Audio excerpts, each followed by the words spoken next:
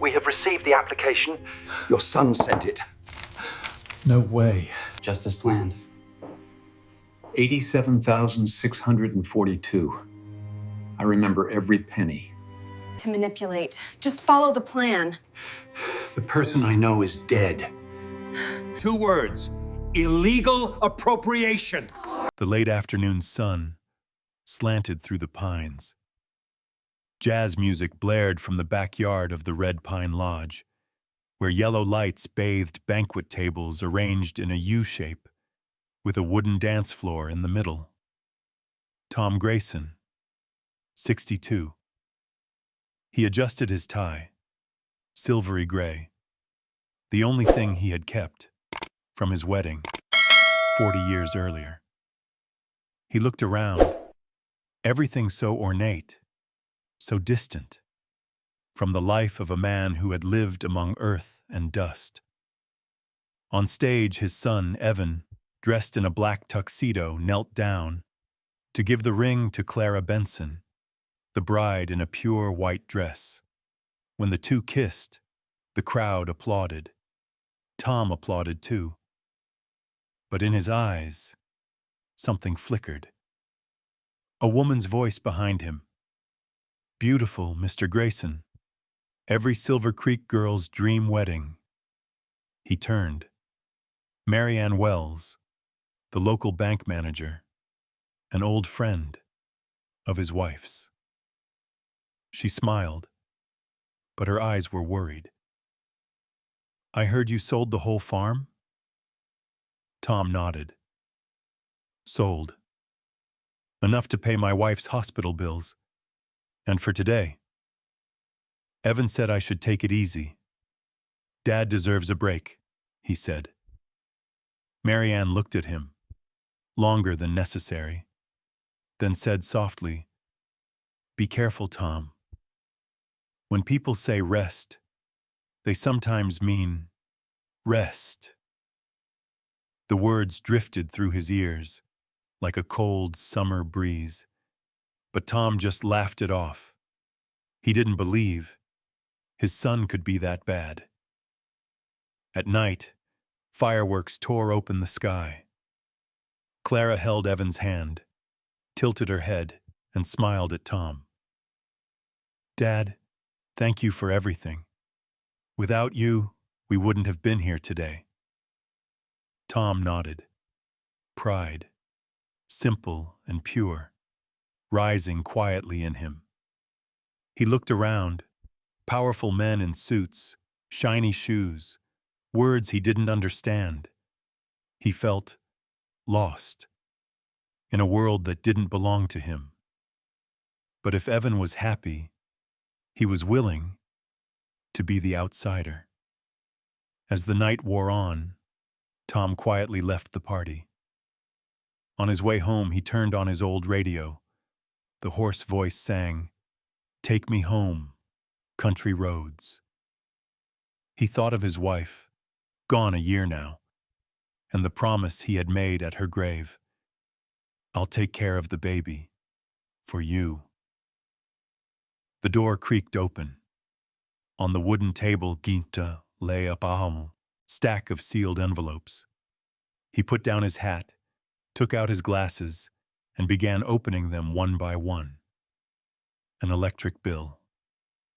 A thank you note from the funeral home. And a thick envelope from Sunrise Haven Care Center. He frowned. It was a senior home, 2 hours away. He had never heard of it. Inside, a payment receipt.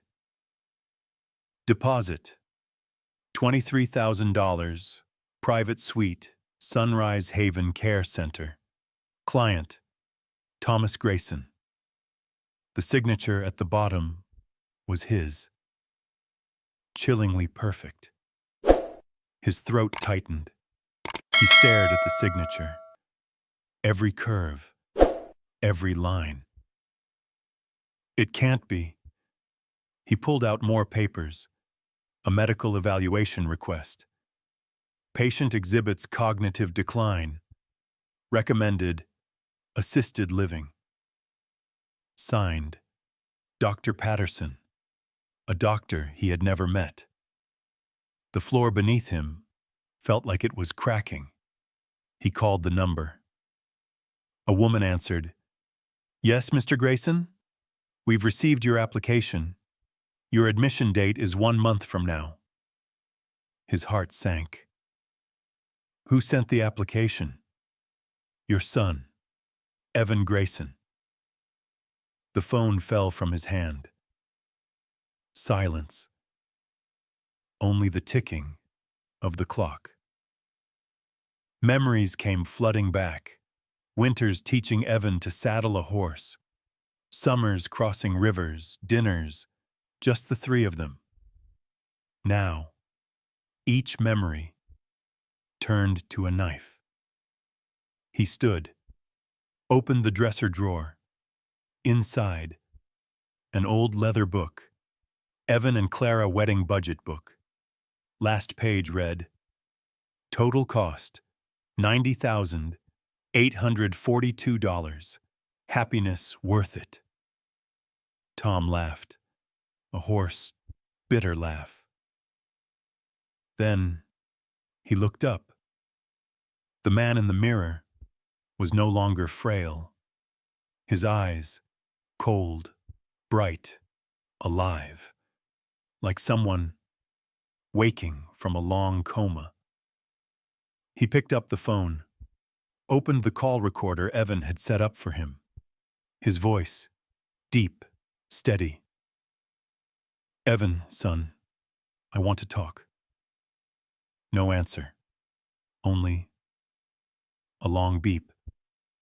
He breathed slowly. "Okay. If you don't want to listen, then listen." He pressed record. A small red light flashed.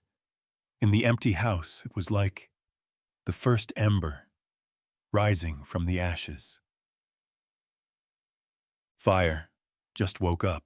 Last night's recording was still flashing red on the screen, and that was the beginning of a nightmare Tom Grayson never thought he would have to live through. The next morning, he made coffee. The familiar bitter smell filled the small kitchen, but today, it tasted strange, acrid and cold. Outside the window, Montana sunlight streamed in, bathing his son's wedding photo on the wall. Evan smiled brightly, and Clara, her eyes knew that this time, she would be the one holding the reins. The phone vibrated. The screen read, "Clara Benson."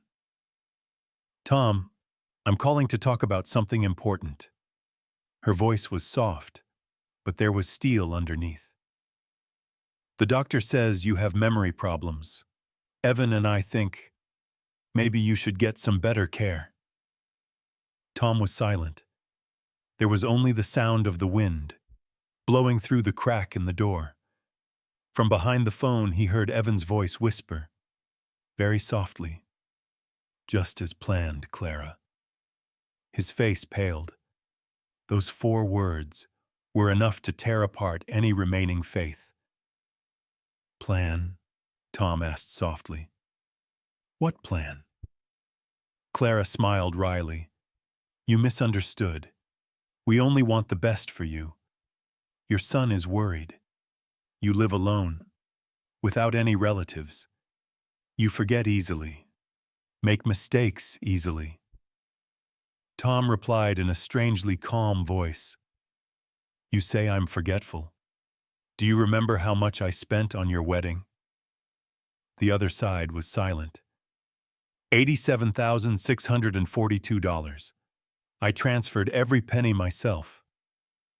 If my memory was that bad, how could I remember that number?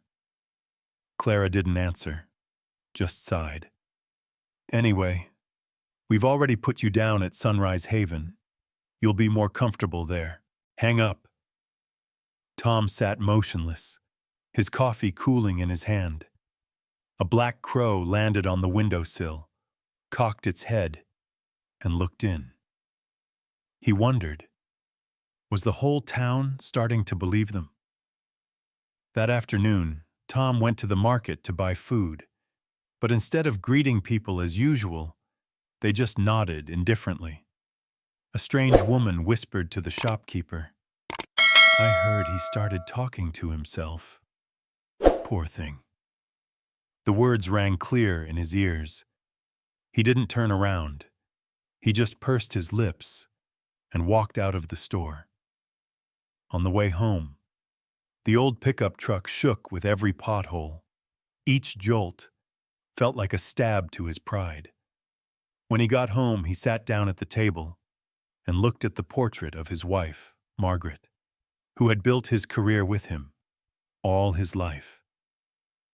Her eyes in the photo were still as gentle as ever. And in that moment, Tom heard her voice echo in his memory. "Tom, never let anyone take away your dignity, not even the person you love most." He trembled slightly, not because of old age, but because of the fear that he was slowly disappearing from his own life, being erased from what he had sweated to build. The night had turned cold in Montana. The wind whistled through the tin roof. Tom flipped open his phone and scrolled through his contacts. Old friends, co-workers, neighbors. No one called back. Perhaps word of Mr. Grayson's confusion had already spread through Silver Creek. He put the phone down on the table. His hand gently touched the record button. The red light lit up. He spoke to himself, his voice low and restrained. "If one day I can no longer tell the truth, at least this recording will speak for me." Then he looked up at the ceiling, his gaze hardening. For the first time in years, Tom Grayson knew what it meant to be betrayed completely, by blood, by honor, by faith in humanity. But from the depths of his humiliation, he felt something else awaken. The coldness of a man who had been pushed to the wall. The fire has not yet flared up, but it has already taken root. The only question that still echoed in his mind: when your own son wants to erase you from his life, will you silently die, or will you stand up and reclaim your name? Do you choose A, B, or C? After days of being bombarded by rumors, Tom Grayson chose silence.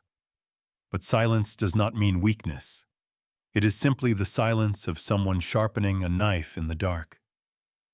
3 days had passed since Clara's call. Silver Creek had changed color. People looked at him with a mixture of pity and fear, as if he might go mad at any moment. But Tom said nothing. He spent the morning sorting through papers, receipts, wedding contracts, all the things that had been his son's happiness. Each sheet of paper, each number, he wrote down in pencil. 1200. Hilltop Catering. 8,200. Riversong Photography. 25,000. Red Pine Lodge. Each number, now a mark in memory, was evidence of the sanity they were trying to erase. When the clock read 9 a.m., the phone rang. Evan. Tom looked at the screen, silent for a long time before pressing answer. "Dad, we need to talk," Evan said, his voice strained, prepared. "Yes, go ahead," Tom said slowly. "Clara and we think you're not feeling well. You're forgetting things, mixing up papers." Tom did not interrupt. He pressed the record button on his phone.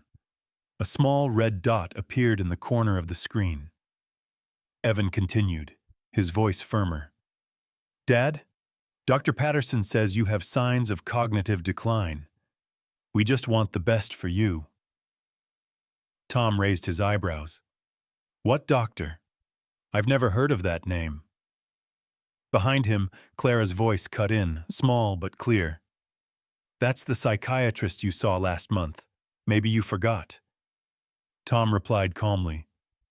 Last month I was busy with a meeting with the bank, signing a land transfer. Contract. What else are you planning to sign for me? There was a heavy silence. Then Evan forced himself. Dad, you're being paranoid. Dr. Patterson warned me so. Tom spoke slowly, his voice as deep as the wind whistling through the pine trees. If my memory is that bad, how can I remember every single number of your wedding?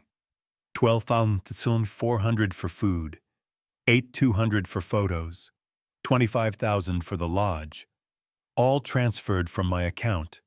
The date I signed, the time I signed, not a single word wrong. No one answered. Only heavy breathing and muffled whispers could be heard from the other end of the line. Tom continued. How strange. A person with dementia cannot remember every penny and every contract term, right? Clara interrupted, her voice colder. You're talking about the past in an unstable way. That's a sign, Tom. You need to be taken care of. Tom smiled, his first smile in months. Thanks for the diagnosis, but I don't need a psychotherapist. He hung up. There was a long beep, then it stopped. In the empty kitchen, Tom leaned back in his chair, staring at the red dot, recording saved on the screen. A breeze blew, stirring the bills on the table. The light was angled, reflecting off Margaret's frame. He saw her eyes following him. For the first time in months, Tom felt a warmth in his chest, not of joy, but of cold sobriety. He understood. They had been too complacent. They had thought him old prey, while he had merely been lying low, waiting for the wolves to show their teeth. He opened his computer and created a new folder. Truth folder. Silver Creek case. Every audio file, every contract image, every line of notes, it was all neatly organized. This was no longer the work of a betrayed father. It was the beginning of a man plotting his own counterattack. Tom looked out the window, where the gray clouds were gathering. He said softly, as if to himself, "You forget. A cowboy can read a contract better than a novice lawyer." The fire within him was lit. Not bright, not loud, but enough to burn away those who thought he was extinguished. And he just wondered, if it were you, when your own blood relatives turned you into a lunatic, which way would you choose? To silently accept death, or to fight back to the end? A, B, or C? Early morning Silver Creek was covered in thick fog. Tom rose at 5, made strong coffee, and sat at the old wooden table, where stacks of papers were lined up like an army preparing for battle. Each contract was a link he had paid for with sweat and memories. Today, they would become weapons. He opened the brown-covered notebook and wrote, in firm handwriting, the title, Operation Payback. 8:00 a.m. He dialed the first number. Red Pine Lodge. Phone, receptionist. Hello, this is Tom Grayson, the person who paid for the entire wedding on June 22nd. I need to cancel the transaction and request a refund. Silence, then. A refund, sir? The service was completed. Why cancel? He answered briefly. Because the basic terms of the contract were violated. I was tricked, using a father-son relationship to finance a fraudulent event. Under Montana law, any contract entered into under false pretenses is voidable. On the other end, the event manager, Sandra, trembled in her voice. Are you serious? Tom smiled. A small, dry smile, like greeting an old friend. Absolutely, and I have the recording to prove it. Her voice. I will transfer this to the legal department. Tom. Go ahead. I'll wait. 9:15. He called Hilltop Catering. This is Patricia. We catered your son's wedding, right? Tom's tone remained steady, gravelly, deliberate. Yes. The party was paid for by deception. I'm not suing you, but you must understand. Accepting fraudulent money is complicity. I'm asking the invoice be canceled before it becomes a criminal case. A long silence, then a sigh. Mr. Grayson, I'll talk to the accountant today. By noon, he had called 18 places. Music, flowers, photography, transport, cake, decor. All spoken to in the same calm, worn voice of a father pushed into a corner. What silenced them was not threats, but his terrifying clarity. He stated each name, each date, each little clause, without a single mistake. Tom didn't need to scream. He needed the truth, and the truth kills liars faster than any gun. By afternoon, his phone rang nonstop. Some vendors asked for verification. Some apologized. Some sent refund notices to the bank. Tom replied with a quiet mantra. I don't want money. I want my honor. 5 o'clock. The sun was setting. The afternoon mist clung to the windows. He poured more coffee and leaned back. The phone kept ringing. Evan. He let it vibrate until the 5th ring before answering. The boy's voice came, choked with panic. Dad! What are you doing? The suppliers are asking for their money back, threatening to sue us. Do you understand the consequences? Tom sipped his cold coffee. His voice remained calm, steady as ice. Yes, I understand what consequences mean. Evan, by doing this, you are destroying my honor. Tom chuckled, a low sound. Honor? Are you sure you have any honor left to destroy? Silence on the other end. In the background, Clara's small voice shouted, Hang up, Batwom! Stop begging. Tom, still calm as the storm before it, said, You two paint me as crazy. Fine. A crazy person will no longer be legally responsible for contracts he signed. That means all 45 transactions can be canceled. Sometimes the assumptions of crooks kill themselves. Evan sobbed, Dad, please, can you stop?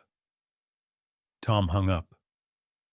The room fell silent, save for the ticking of the clock, the sound of a turning point. He opened the door. The Montana wind blew hard, carrying the scent of early snow. Tom breathed in deep and looked up at the darkening sky. Now I know the price of truth, he muttered. In the fading light, he slowly cleared the table, gathering papers into a leather briefcase. The counterattack had only just begun. Because for Tom Grayson, revenge isn't about winning. It's about reminding the world that justice still lives. If it were you, with evidence in your hand that makes the traitor pay, what would you do? Forgive, to keep the peace, no? B. Fight back to regain your honor. C. Keep quiet. Let them collapse under their own consequences. End.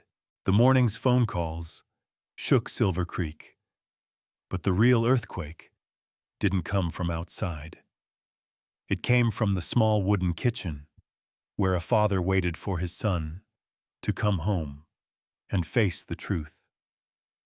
That afternoon, the golden sunlight fell on the glass windows, reflecting off the fine dust. Tom sat alone at the table, his coffee cold.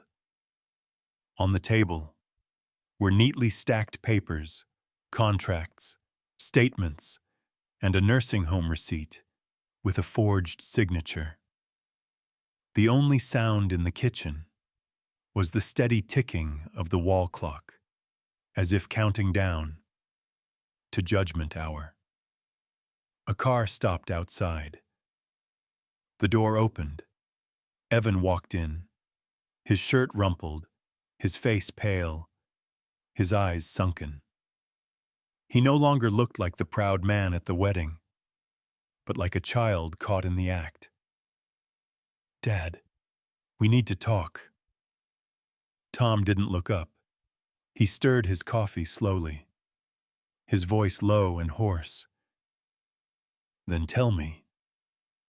Evan sat down, shaking, as he placed the phone on the table. "I know I was wrong to let Clara do this, but you canceled the contract like this. They're asking for money, threatening to sue. I lost my job. Do you understand how this affects us?" Tom chuckled, a dry, bitter sound. "Ah, you call that influence? I call it karma." Evan looked up, his eyes red. "Clara just wanted to help, Dad," Tom interrupted, his tone cutting through the air. "Help me? By forging signatures, setting up fake doctors, and depositing $23,000 for the nursing home." The air froze. Tom opened a drawer and took out a small tape recorder. He pressed a button. Clara's voice echoed through the kitchen. "He's confused and easy to manipulate. Just stick to the plan." Evan started, his face white. Tom didn't scream. He just looked at his son, eyes eerily calm. "That's what your wife said about your father, Evan. The one you promised to protect after Mom was gone." Evan bowed his head, fists trembling. "I didn't know she did that." Tom slid the fake receipt across the table. "Whose signature is this?" Evan stayed silent. "Answer. Whose?" His voice was sharp, like a knife. Finally, Evan whispered, "Not yours, Dad." "Yes, but it appears on my official record. Do you understand the legal implications?" Evan nodded, tears falling. Tom continued, voice calm, but each word struck like a hammer. "Daddy taught you to ride a horse, remember?" Evan nodded. "When you fell, you cried. Daddy said, to be a man, you must learn to fall properly." He paused, looking at his trembling son. "Now, I'll teach you that lesson again." Tom pushed a sheet of paper toward Evan. 45 suppliers, $67,000. The total they were demanding back. "You have two choices," he said slowly. "Return all this money, or pay with your own honor, in court." Evan raised his head, tears streaming. "Dad, you can't do this to me. I'm your son." Tom's voice softened, but his eyes never blinked. "No, my son is dead. The man sitting here is someone I don't know." A strong wind blew through the window, flipping the receipt, revealing the words, "Forgery investigation." Evan jumped up, but his legs were weak. "Please, Dad, just give me some time. Clara, she's trying to get the money." Tom sipped his cold coffee, eyes fixed on him. "Time? I gave you your whole life to learn honesty, and you didn't use it. Now don't ask for another minute. No more crying, no more pleading. Only silence, heavier than any sentence. Evan left, the door closed. Tom sat there, staring at the sky, where the sunset burned red. He wasn't happy. He wasn't gloating. He just felt like something inside his heart had shattered into a million little pieces. He whispered to himself, sometimes, to keep honor, we have to bury our own love. And the question that rang in his mind, and for anyone who's ever been betrayed by someone they gave birth to, if your child turns out to be a cheater, what would you choose? Ompa. Forgive, to keep your blood. B. Punish, to keep your dignity. Or both. But at the cost of your heart. After the kitchen confrontation, it seemed like everything was over. But Tom Grayson had no idea that his child was still unstoppable, and the man who forged his signature was now about to forge his memories for the world to see. 2 days later, Silver Creek woke up to a news storm. On Facebook, a post by Clara Benson Grayson went viral. "It breaks my heart to share this," she wrote softly. "But my father-in-law, Tom Grayson, is slowly losing his mental faculties. He is delusional, violent, and destroying his own life. Please keep him in your prayers." Family struggles #dementia awareness. Under the post were hundreds of sympathetic comments. So pitiful. It's scary when old people get sick. Evan and Clara are so patient. I hope they stay strong. Tom read it all, each word like a knife cutting into his heart. Each comment, a slash of scissors, severing him from the honor he had built up over 62 years. That night, Silver Creek was silent. But in the small house on the edge of the woods, the desk lamp was still on. Tom didn't sleep. He turned on his computer, replaying each audio file, each contract, each photo. The people who had doubted him, today they would hear the truth from their own witnesses. He started with a phone call. Patricia Wells, wedding photographer. She hesitated when she heard his voice. "Mr. Grayson, I'm sorry for what's happening."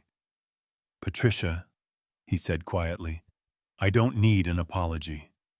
I just need you to tell the truth. Did you see how confused I was that day?" "Heavens, no," she replied. "You signed every detail, adjusted the lighting, reminded me about the copyright contract.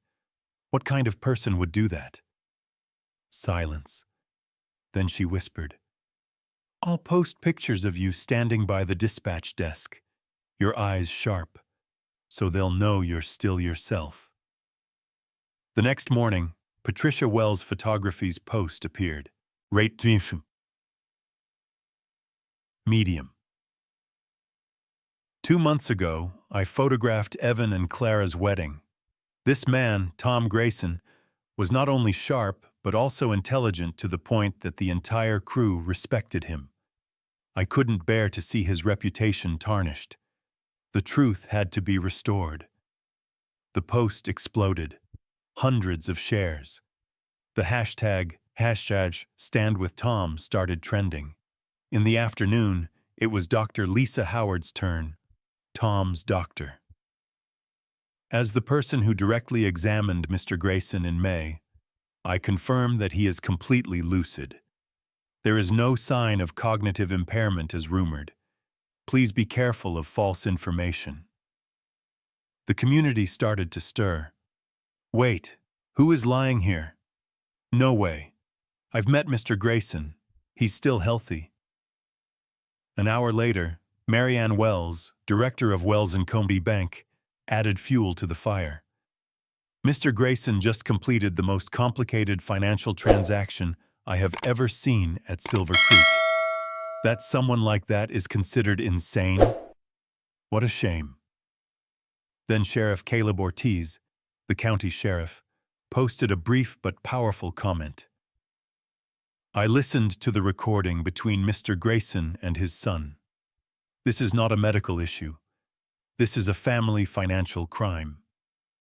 Silver Creek erupted. The comments changed direction like a flood. People erased the old sympathy, replaced it with outrage. They dare fake their own father's illness to get money? This needs to be investigated. What a bastard. As for Tom, he didn't go online, didn't write a word. He just sat in front of the door, listening to the pine trees. The wind blew through the old wooden fence, and there was a faint smell of rain-soaked earth, the smell of truths released. As night fell, Patricia called him back. You know, Silver Creek is turning. They're on your side. Tom replied softly, I don't need anyone on my side, just to see me. He turned off the engine and looked out the window where the fire in the fireplace was flickering. No one won. No one lost. Only justice had just smiled its first smile.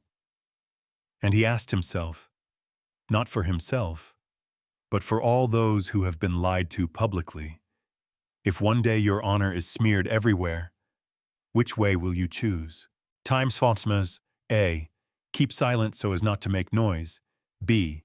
Stand up so that the truth speaks for itself. Or C. Turn the shame into a fire so that the liar cannot raise his head. After social media exploded and the truth began to spread, Silver Creek was no longer quiet. But for Tom Grayson, justice was not truly served until he looked straight into the eyes of those who called him confused. Saturday afternoon, at Silver Creek Community Hall, the sign Montana Farmers Association Annual Meeting hung just outside the door. More than 200 people showed up, ranchers, cattlemen, bankers, even old friends of the Grayson family. They expected to hear about feed prices, but the meeting turned into a public trial of truth. Tom stepped up to the podium. He wore a frayed overcoat, his cowboy hat in hand, his eyes calm. The murmuring died down as he placed a thick file on the table. I'll give you 10 minutes, he said. Just 10 minutes. But after that, everyone will know what's real and what's fake. His voice was low and strong, carrying the timbre of the prairie wind. He began to tell. No tears, no trembling. Each detail laid out as clearly as an indictment. On June 22nd, I spent $90,842 on my son, Evan Grayson's wedding. 2 weeks later, I found a nursing home contract bearing my own forged signature. I asked them. They said I was confused. I was labeled lunatic because I was old. But today I bring proof, not to justify, but to remind everyone that dignity has no age. The hall was silent. Tom opened the file, held up the printed email, and spoke in a steady, clear voice. This is a letter from Clara Benson Grayson to a financial company in Denver, dated 2 days before the wedding. The client expects to take control of all of her father-in-law's assets within 90 days of the wedding. The total value is $750,000 in cash and real estate. A commotion arose. Someone in the back blurted out, "Oh my God." Tom continued without pausing. I don't need to say much more. Here's the authentic signature of the company that received the email. And here, he held up, is the transcript of the call where Clara herself said I was easy to handle. Her voice came through the speaker. He is confused. Just need a little suggestion, and he will sign. The whole hall shook. Behind him, Evan sat with his head bowed, hands clenched, while Clara was pale, her lips trembling. "You're lying!" Clara shouted, jumping to her feet. "It's all a fabrication!" But Dr. Lisa Howard stepped forward. "I am Mr. Grayson's doctor. I confirm that his May psychiatric examination shows he is of sound mind. Whoever created Dr. Patterson should be prepared to work with the police." The noise rose again. Marianne Wells, the bank manager, stepped to the podium. "I should also be clear. 2 weeks ago, Clara and Evan presented a forged power of attorney to access Mr. Grayson's account. The bank has confirmed it was forgery, and we have proof." Finally, Sheriff Caleb Ortiz stepped forward, his voice sharp as a gun. "I have received the official report on the charges of conspiracy to embezzle property and forgery. Both of you will be invited to work with the investigation agency immediately after this meeting." There was no more whispering, only Clara's heavy breathing. She collapsed into the chair, her face pale. Tom turned to the front row and looked straight at his son. His eyes were neither angry nor compassionate, just a cold truth. "Evan, you once told me I was out of date, that I didn't understand the modern world. But perhaps today, you've just learned a lesson about time. Those who sow lies will reap loneliness." His voice dropped, each word heavy as a hammer. The hall exploded with applause. Without anyone telling them to, all 200 people stood up. Some men took off their hats and bowed. A few women wiped away tears. Clara cried with her head down. Evan sat still, not daring to look up. Tom quietly left the podium, walking past them without looking back. The wooden doors at the back of the hall opened, and the afternoon light streamed in, casting his long shadow on the floor.